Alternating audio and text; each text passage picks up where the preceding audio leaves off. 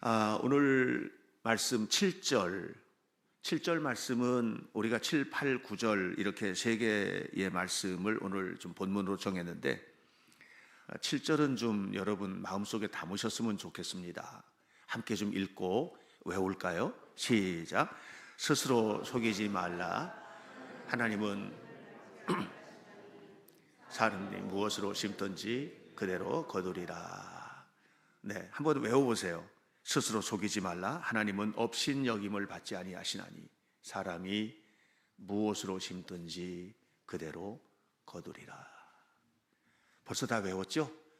이 영특한 우리 현대교회 성도님들 다 외우셨을 것 같아요. 함께 시작. 스스로 속이지 말라. 하나님은 업신여김을 받지 아니하시나니 사람이 무엇으로 심든지 그대로 거두리라.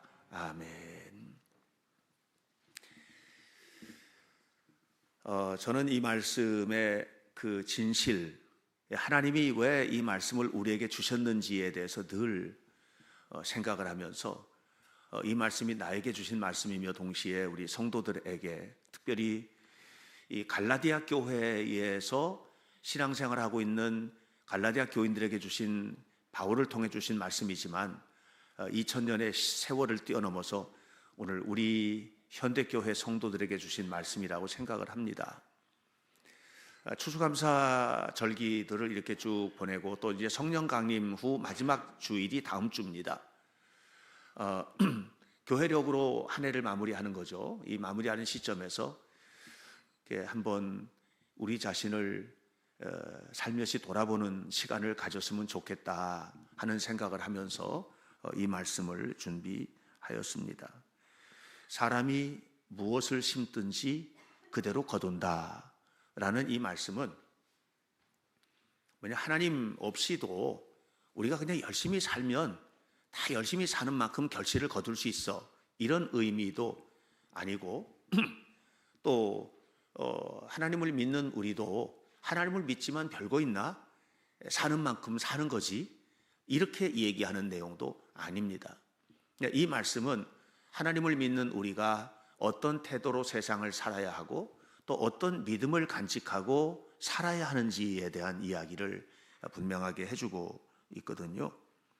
이 말씀은 두 가지 결이 있는데 하나는 구원과 관련된 것이고 또 하나는 우리의 일상생활과 관련된 지점입니다. 자, 사람이 무엇을 심든지 그대로 거둔다는 말의 첫 번째 의미는 이런 거예요. 우리는 모두 다 죄인이죠. 죄인이기 때문에 당연히 지옥 갈 수밖에 없는 죄인인데요. 그런데 이걸 깨닫고 주님, 저의 죄를 회개합니다 하고 주님을 믿기로 작정을 했거든요. 그러니까 우리는 이제 예수님을 믿는 사람이 된 겁니다. 이걸 심은 겁니다. 원래 우리는 죄인이기 때문에 지옥 갈 수밖에 없는 사람인데 예수님을 믿는 믿음을 선택하고 예수님을 진실로 믿게 되어서 예수님께서 우리의 모든 죄를 대신하여 죽어주셨기 때문에 이제는 우리는 지옥 백성이 아니다. 이제는 우리는 천국 백성이 되었다. 왜? 우리가 믿음을 심었기 때문이야. 이걸 이야기하는 게 하나가 있고요. 그럼에도 불구하고 우리는 이 땅을 살아가는 모든 날 동안 내가 심은 것들, 내가 노력한 것들, 이런 것들이 얼마나 소중한 것인지에 대한 이야기를 하는 거거든요. 열심히 피아노 친 사람이 피아노를 잘 치겠죠. 열심히 그림 그린 사람이 그림을 잘 그리겠죠. 심은 걸 거두는 겁니다. 그래서 이 심는 대로 거둔다고 하는 것은 뭐냐면 하나님의 은혜를 붙들었으니 은혜를 붙든 사람이 얻어내게 될 결과가 무엇인지에 대한 게 하나 있고, 또 하나는 우리가 삶을 살아가면서 내가 한 노력과 수고가 결단코 헛된 것이 아니다 라고 하는 것을 우리에게 이야기해 주고 있는 내용입니다. 여기에서 이제 중요한 것은 그 죄의 대가를 하나님께서 예수 그리스도를 통해서 완전히 역전시키셔서 우리가 구원의 축복을 누리게 됐다라고 하는 면에서는 이 믿음이 작동되어야 되는 부분이고요. 또 믿음을 가지고 우리가 이 세상에 살 때 하나님을 믿으니까 저절로 잘 돼. 이게 아니라는 거예요, 세상은. 하나님을 믿으니까 저절로 잘 돼. 예수 믿는 사람은 그냥 저절로 시험도 잘 치고 무엇을 하든지 다 잘 되고, 이게 아니라는 거죠. 그래서 그 속에서 우리는 어떤 믿음의 삶을 살면서 동시에 이 세상에서 승리하고 행복한 삶을 살기 위하여 어떤 노력과 또 헌신을 해야 될지에 대한 이 두 가지 부분들을 오늘 좀 얘기를 나누려고 합니다.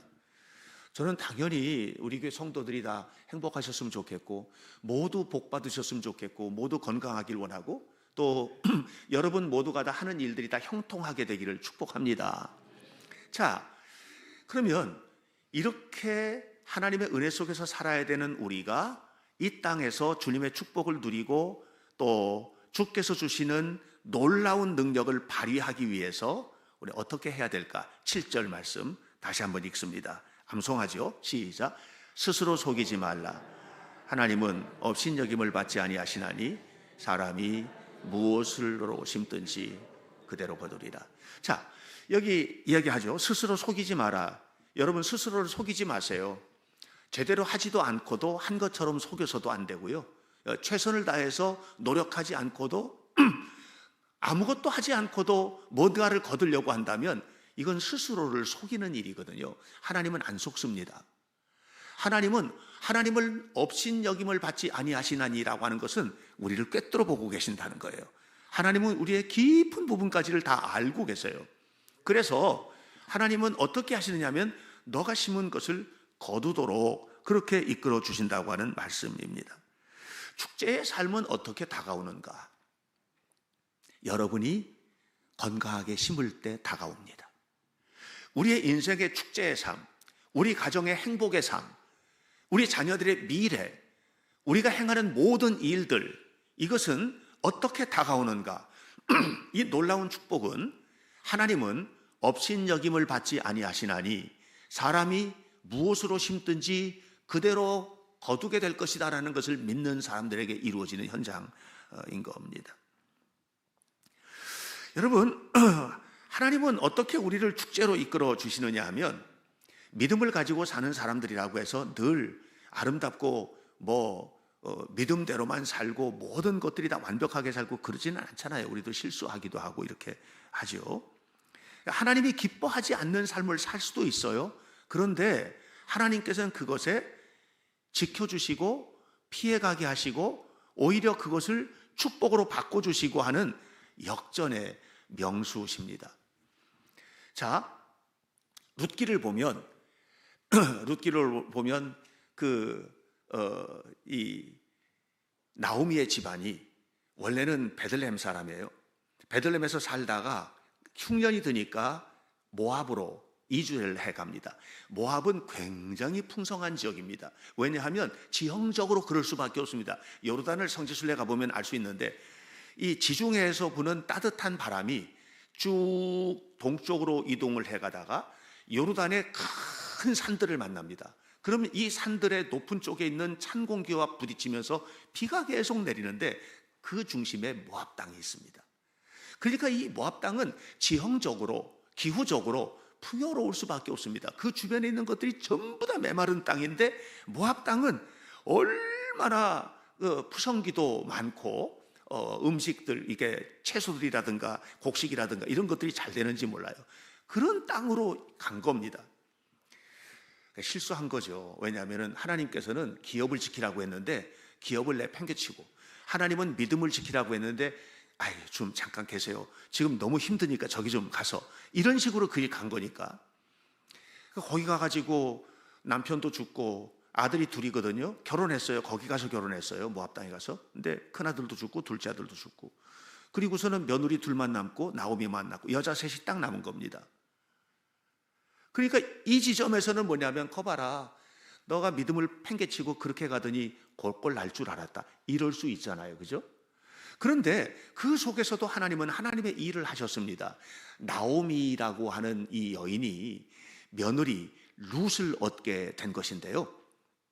이 룻이 하나님을 받고 하나님을 믿고 믿음으로 이렇게 변화가 되고 하면서 나중에 어머니 따라서 베들레헴으로 돌아옵니다. 돌아올 때 어머니가 뭐라고 그러냐면 이렇게 말합니다.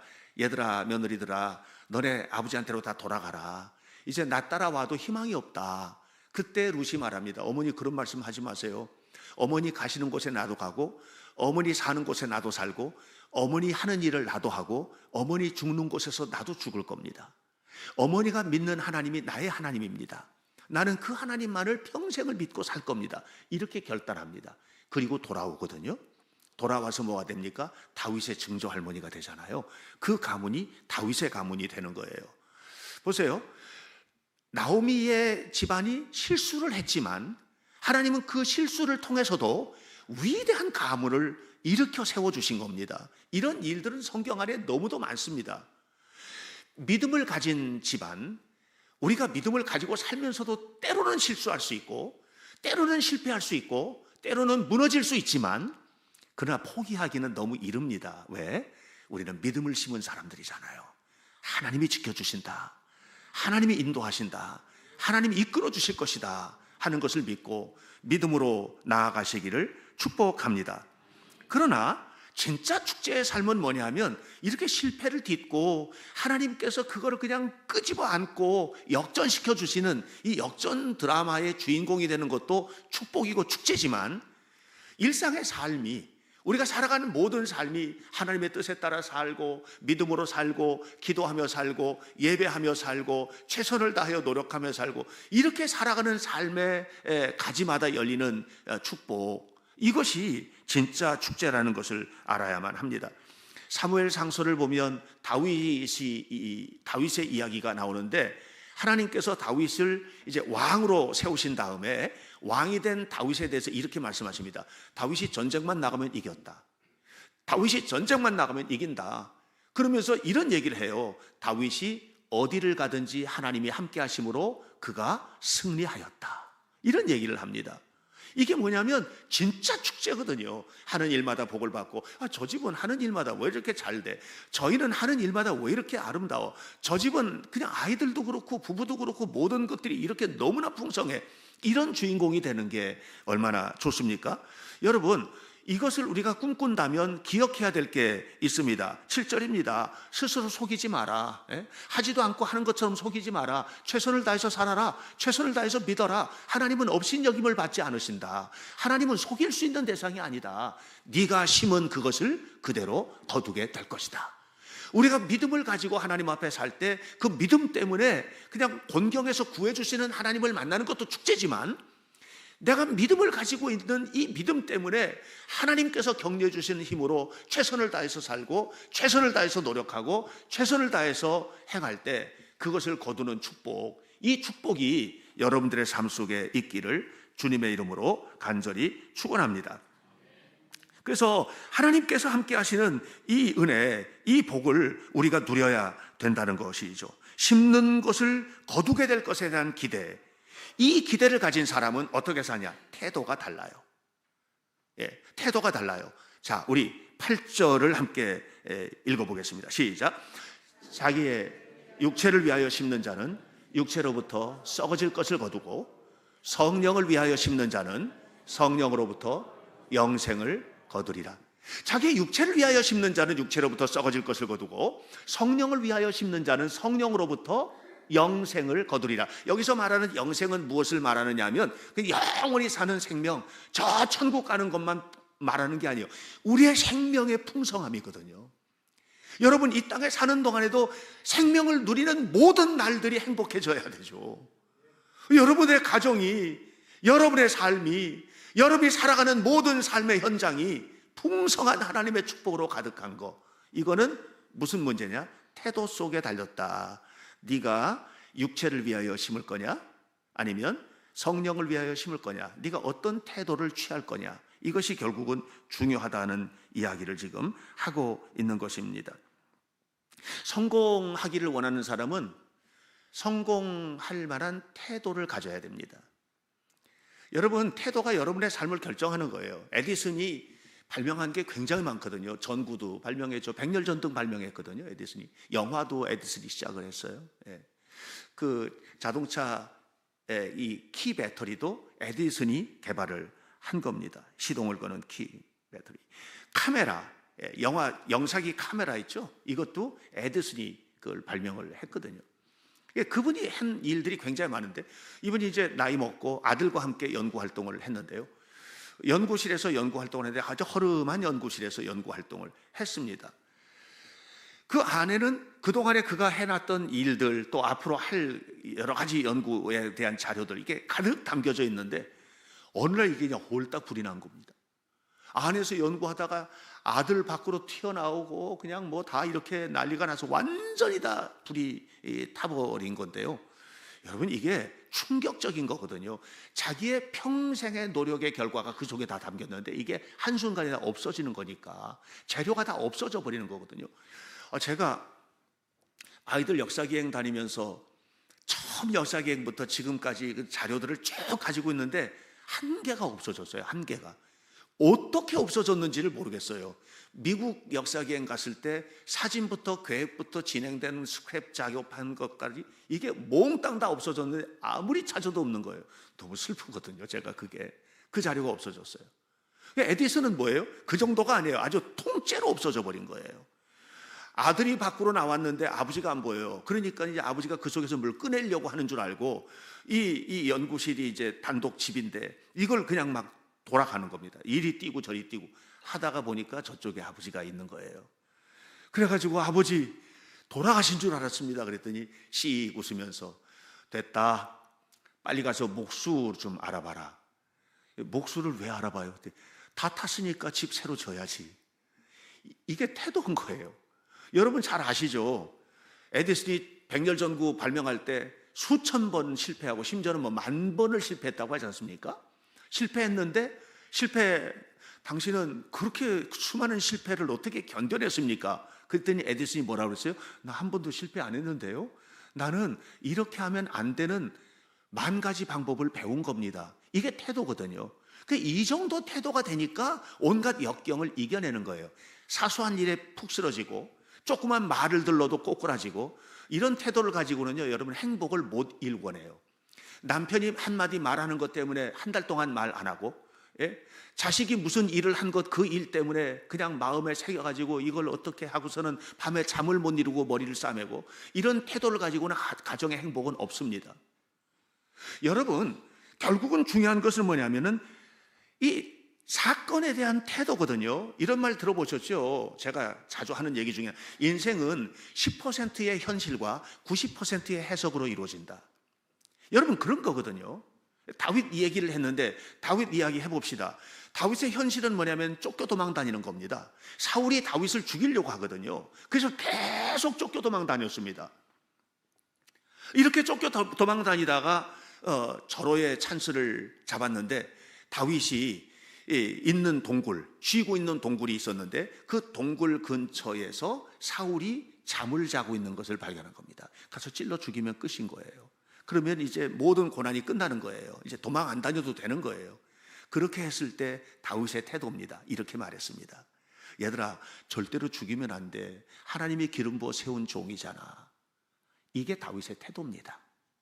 그러니까 다윗의 염두, 머릿속에는 언제나 하나님이 하신다, 하나님이 이끌어 가신다라고 하는 이 생각을 가지고 있고, 이 생각이 그의 태도를 결정을 한 거예요. 그러니까 도망을 다녀도 안 불행한 거예요. 이제 꼬꾸라졌는데 이게 완전히 끝난 게 아니라는 거예요. 과정 중에 있다는 거죠. 그러니까 결국은 다윗이 위대하게 세워지게 된 겁니다.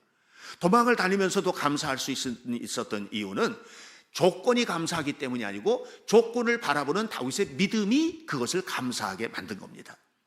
다윗이 도망 다니면서도 힘든 과정에서도 그래도 행복할 수 있었던 이유는, 여러분 시편에 수많은 이야기들이 다윗이 기록을 했는데 그 속에는요 감당할 수 없는 행복에 대한 이야기들도 나오거든요. 근데 그걸 거꾸를 이렇게 뒤져보면 우리 같으면 진짜 숨막히게 힘든 조건이에요.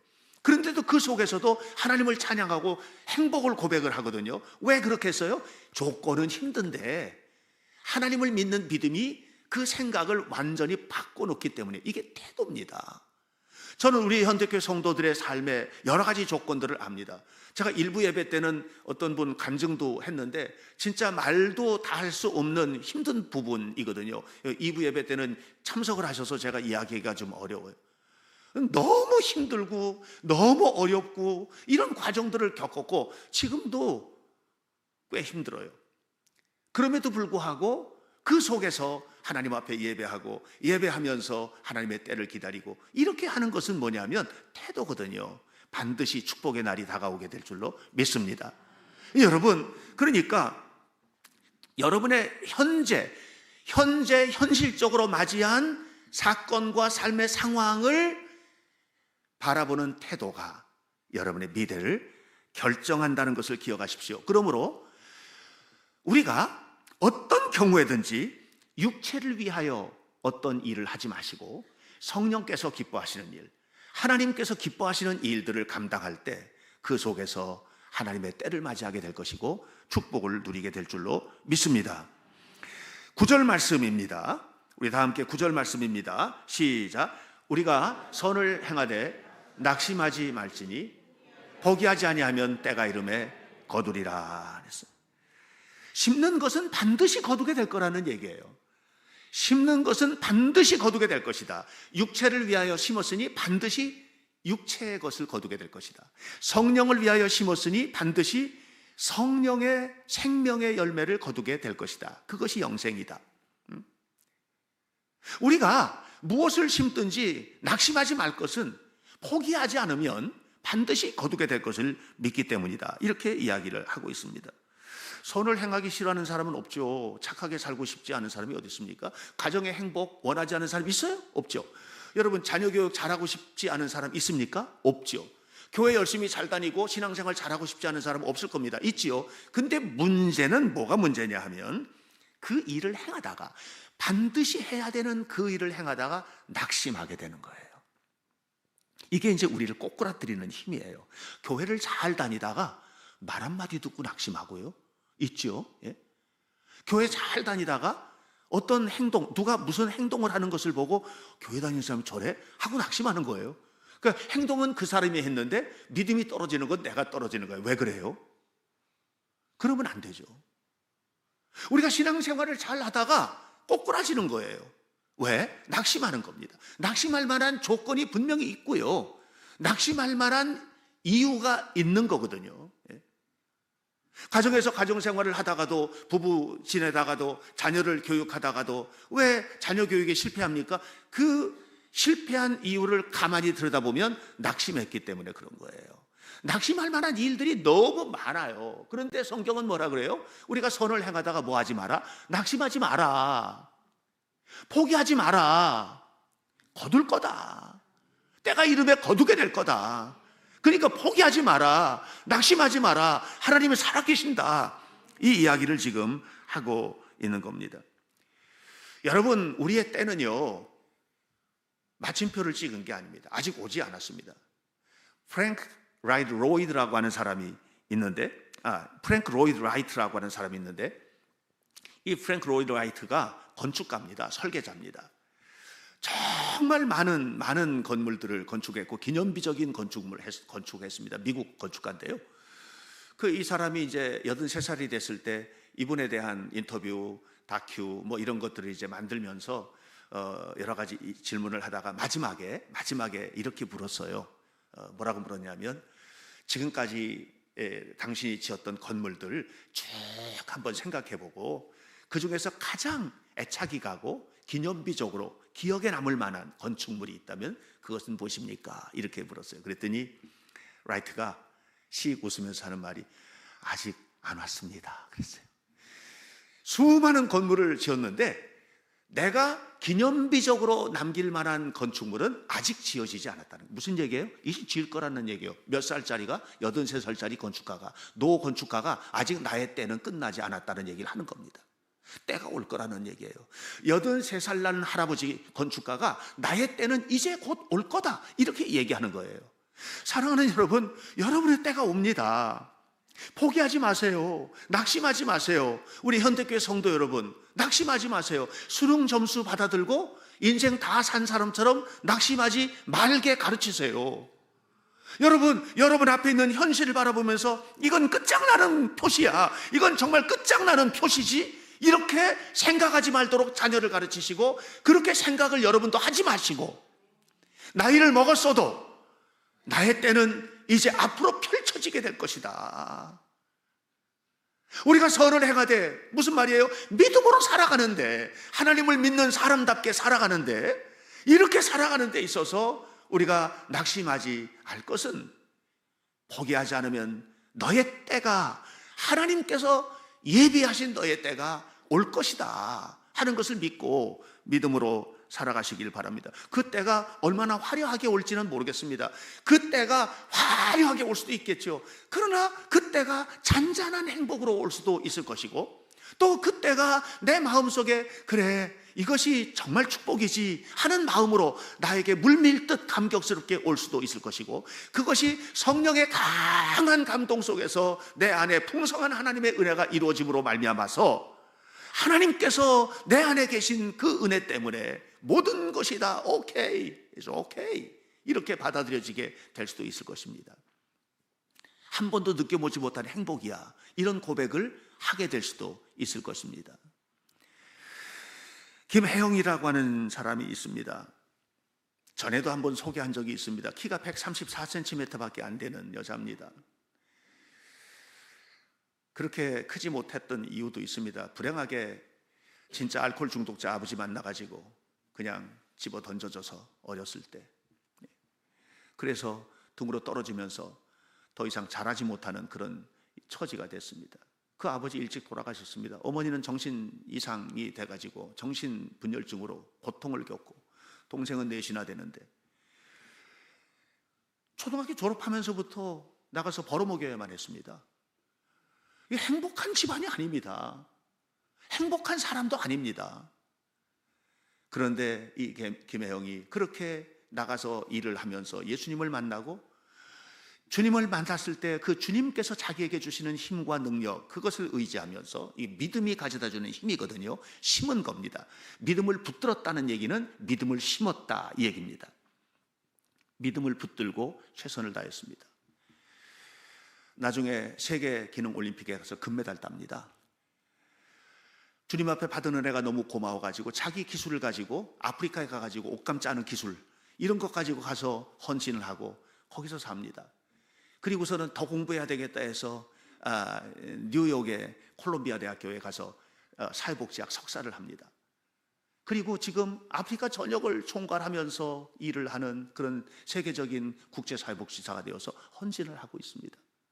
현실을 바라보면 붙들 거 하나도 없죠. 134cm 키, 불행한 가정, 정신이 문제가 있는 어머니, 벌어먹여야 되는 동생들, 아무리 둘러봐도 희망이라고 하는 것은 보이지 않는 그런 사람인데, 그는 이런 얘기를 했습니다. 잘못 태어난 인생은 하나도 없습니다.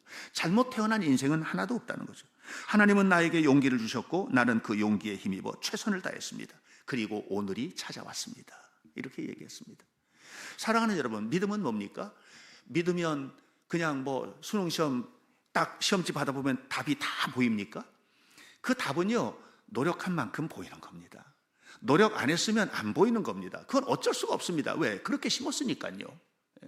물론 어떤 사람은, 어떤 아이는 엄청나게 똑똑한 사람도 있고 또 그렇지 못한 사람도 있습니다. 제가 알고 있는 신학자 한 분은 뭐냐면 고대 원문을 쭉 읽고 한 번 더 읽으면 머릿속에다, 그래서 줄줄 외웁니다. 저는 오늘 설교 본문 석절인데 이거 외우는데도 일주일 내내 이거 하고 다녔습니다. 그래도 또 헷갈립니다. 머리가 다르잖아요. 머리가. 우리는 상황도 다르고 삶도 다르고 처지도 다르고 다 다른 사람들입니다. 그러니까 그렇게 대단한 사람은 크게 기여할 것이고, 저같이 그냥 좀 부족한 사람은 부족한 대로 기여하겠죠. 그러나 어떤 경우에든지 중요한 게 있습니다. 심는 것을 거두는 겁니다. 그런데 심는 것을 거두는 데 있어서 낙심하지 않게 하는 힘이 있습니다. 그게 믿음입니다. 우리가 선을 행하되 낙심하지 아니하면, 포기하지 않으면 때가 이름에 거두리라. 내 때는 아직 오지 않았다.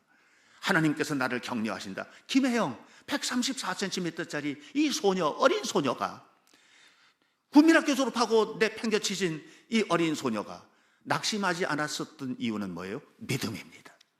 믿음인 겁니다. 저는 우리 현대교회 성도들이 정말 굳센 믿음으로 하나님 앞에 서게 되시기를 축복합니다. 하나님을 믿으세요. 주님이 내 편임을 믿으세요. 성령께서 나와 함께 하심을 믿으세요. 그리고 낙심하지 마세요. 신앙생활하다 낙심하지 마세요. 부부생활에 낙심하지 마세요. 직장생활하다 낙심하지 마세요. 사업을 하다 낙심하지 마세요. 자녀 키우다 낙심하지 마세요. 무슨 일을 하든지 낙심할 조건들이 우리 앞에 펼쳐져도 믿음으로 이겨내고 때가 온다 마음속에 다짐하면서 하나님 앞에 살아갈 때 반드시 승리하시는 아름다운 역사가 이루어지게 될 줄로 믿습니다. 기도하겠습니다. 살아계신 하나님의 은혜를 감사합니다. 오늘 하나님께서 우리에게 주신 귀한 말씀을 마음에 묵상합니다. 스스로 속이지 마라. 하나님은 업신여김을 받지 아니하시나니 사람이 무엇으로 심든지 그대로 거두게 될 것이다. 육체를 심는 자는 썩어질 것을 거둘 것이고 성령으로 심는 자는 영생을 거두게 될 것이다. 그러니 낙심하지 말고 선을 행하라. 믿어라. 끝까지 가라. 악한 일을 행하는 것이 아니라면, 선한 일이라면 포기하지 마라. 때가 이름에 거두게 될 것이다 말씀하신 주의 말씀을 기억하며 하나님이 주시는 축복을 누리는 은혜로운 성도가 되기 위하여 최선을 다하여 주의 길을 걷는 우리 모두가 되게 하여 주옵소서. 영광을 받으시옵소서. 예수님 이름으로 기도하옵나이다. 아멘.